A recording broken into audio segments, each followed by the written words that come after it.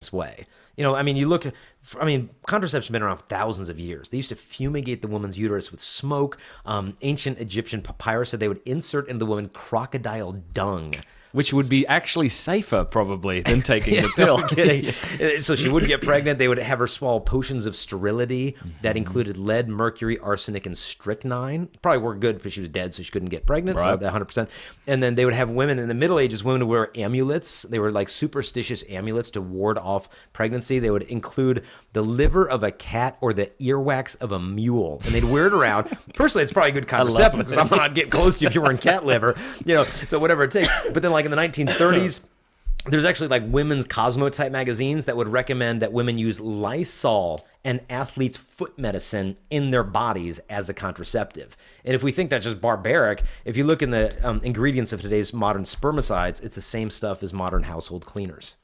Wow. Yeah. Do you find that as we are moving towards wanting to be a more green type of people, like even my wife, we don't have spray on the counter that works. Mm-hmm. We have spray made of vinegar, lemon, and lavender. It's not working though. We've changed the way we've used all these household products because we're so afraid of getting negative chemicals in us. Yeah. Have you seen a shift in culture against the birth control pill and why? Yeah. You have? Yeah, in an extent. But no, I know what you mean. Spraying the counter, and it's like, doesn't clean, but it smells like my diffuser.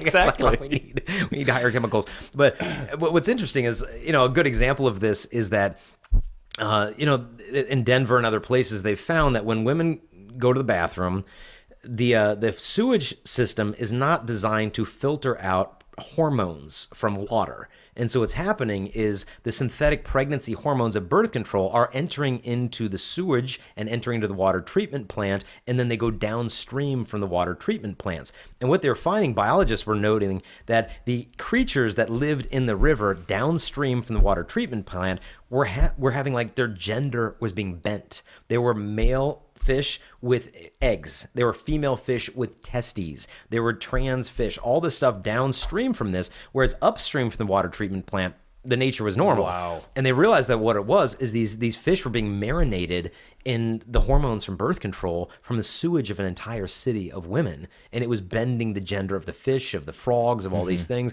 And then when they brought it to the environmentalists' attention, they're like, well, that gets in the bedroom and we're not going to go there. So basically throw the fish under the bus. Who cares about them as long as I can keep my contraceptive? So it's really interesting. They were real green until it hit the bedroom. Yeah, paper straws, but... Yeah, but all this. But, some people are discovering, fertility awareness methods in NFP because they want something. Are you a little natural. frustrated like that? Like, I've been talking about this for 15 years, 20 years. But it's beautiful because I explained to them, like, NFP taught me my wife's body's perfect. She doesn't need pills, doesn't need shots, barriers. She just needs to be understood. So instead of like suppressing her fertility with chemicals to conform to our desires, we conform our desires to the way her body has already been perfectly created. So beautiful. This is sexual liberation. So beautiful. Like the body's already fine.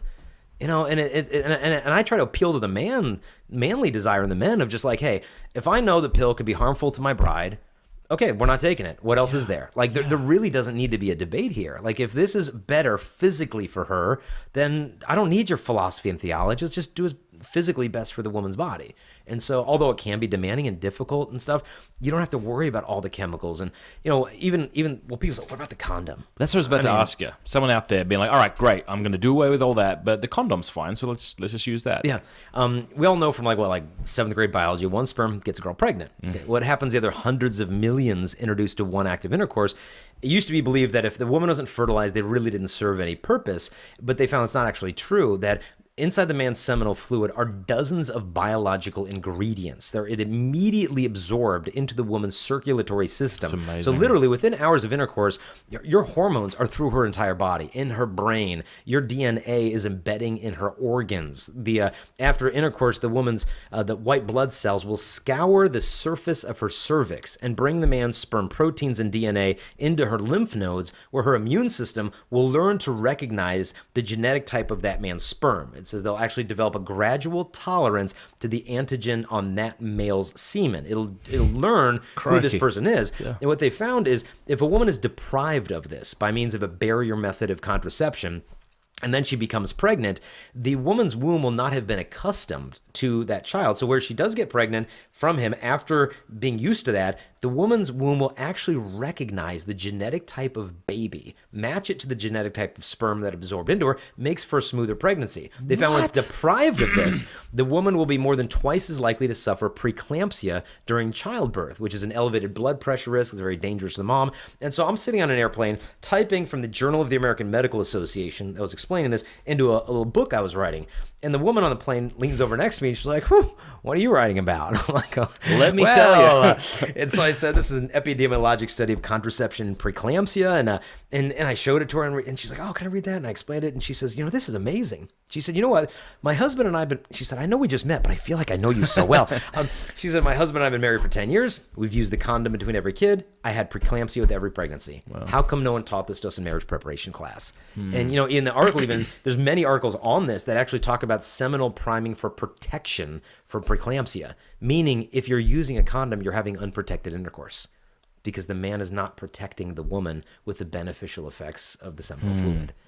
Yeah, and not to mention the fact that the number one, STD is what? And that's not prevented from... It's a human papillomavirus, and it can cause cervical cancer in women, and it's spread from skin-to-skin contact, anywhere from mid-thigh, mid-abdomen, So unless you're using saran wrap, it's not going to be effective.